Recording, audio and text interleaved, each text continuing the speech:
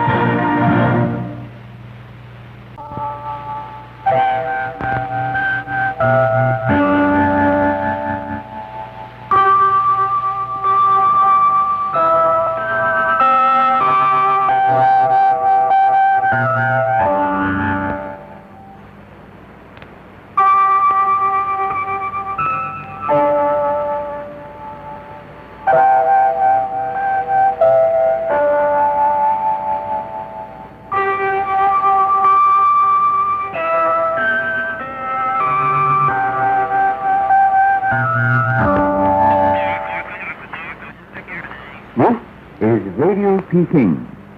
This is Radio Peking.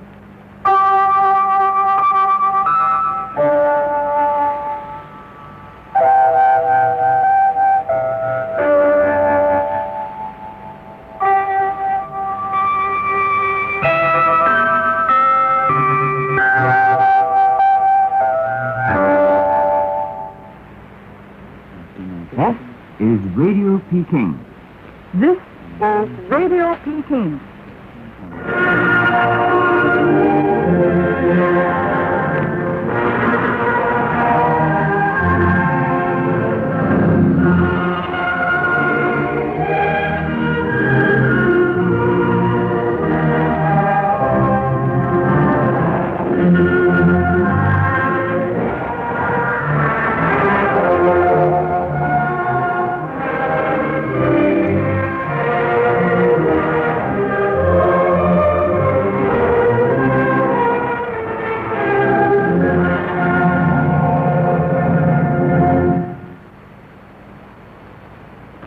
This is Radio Peking.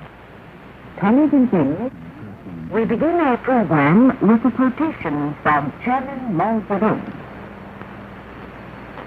Our great leader, Chairman Mao, has said, "Make trouble, fail, make trouble again, all again, till they're doomed."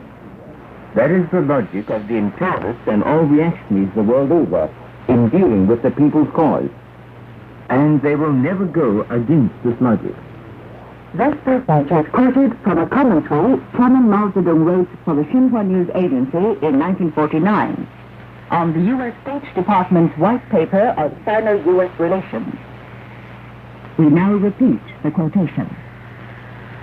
Make trouble, fail, make trouble again, fail again, till they're doomed. That is the logic of the imperialists and all reactionaries the world over in dealing with the people's cause.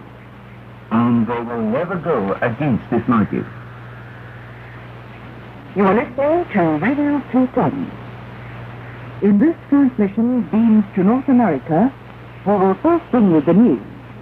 You will also hear the second installment of a dispatch entitled China's Red Guard Movement Shakes the Whole World. Finally, our special series, Fighting Vietnam, with a report on how the army and people in North Vietnam have hit hard at the U.S. air marauders. Here are the headlines in today's news.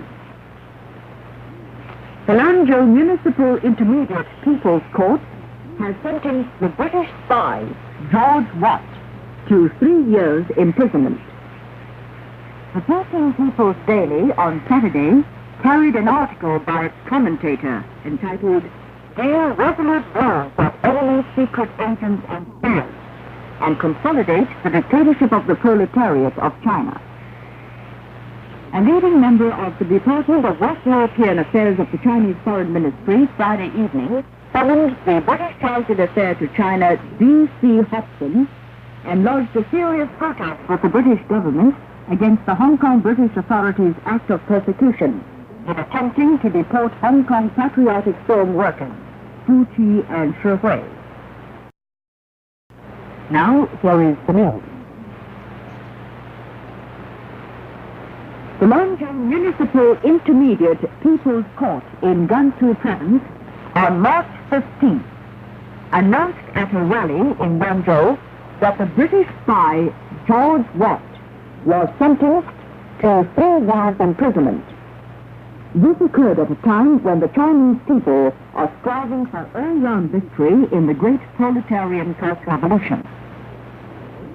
At the same time, the Lanzhou Public Security Bureau announced the immediate deportation from the People's Republic of China of Peter Deckert, a West German, an engineer for the British Deckers Zimmer Limited, who had also engaged in espionage activities in China.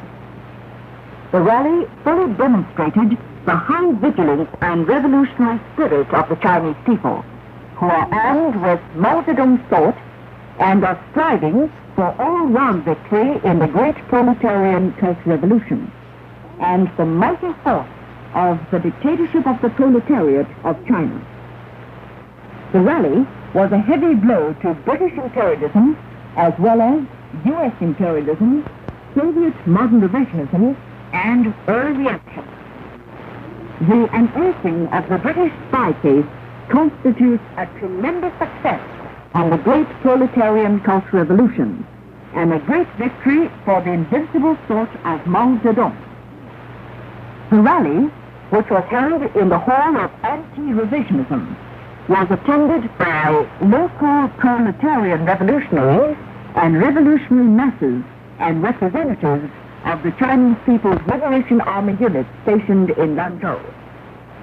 Burning with anger, the people condemned the towering crimes of the British imperialists in sending spies into China to steal intelligence and undermine her socialist construction.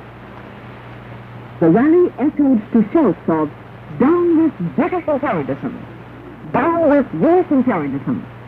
Down with Soviet modern revisionism! Severe punishment for the British spies! We resolutely smashed the espionage and sabotage activities of the special agents of the U.S. Chiang Kai-shek gang, British imperialism, Soviet revisionism, and Japan." When the rally began, the revolutionary masses wished the great leader Chairman Mao a long, long life and sang "The East is Red." They read out Chairman Mao's great teaching. The imperialists and domestic reactionaries will certainly not take their defeat lying down. And in our program today, we bring a report on how the army and people in North Vietnam have hit hard at the U.S. air marauders.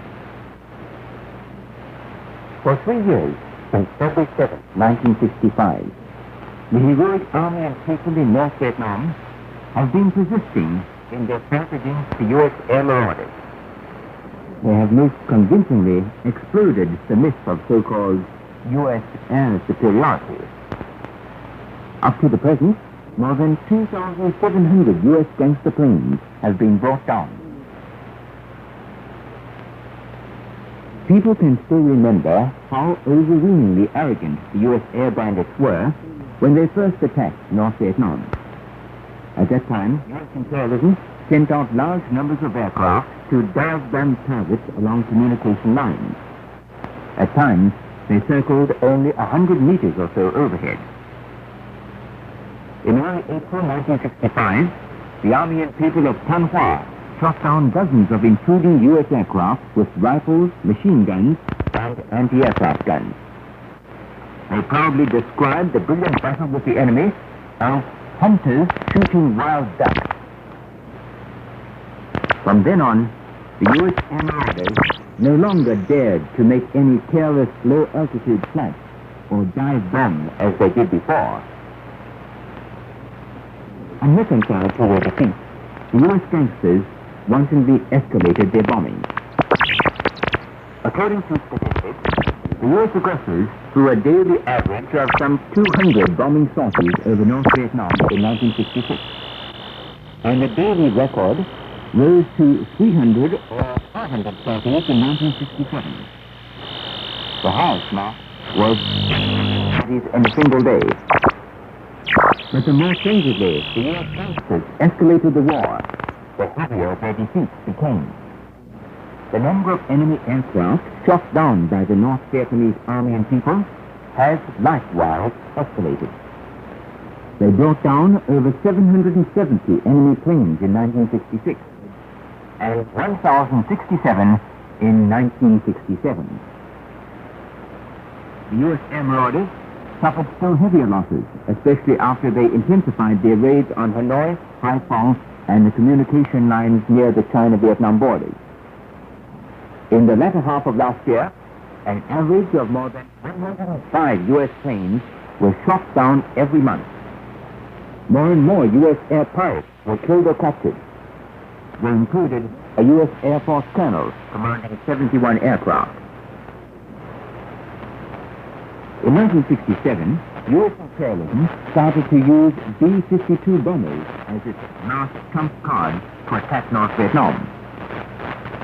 When the B-52s are on a mission, they are escorted by a dozen or several dozens of fighter planes, and they fly at an altitude of over 8,000 meters.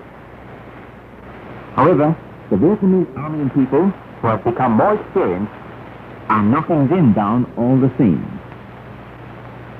Shooting down one after another the supersonic jets and even the U-2 high-altitude reconnaissance planes and B-52s, the North Vietnamese army and people have brought about the complete bankruptcy of the air superiority myth, much vaunted by U.S. imperialism.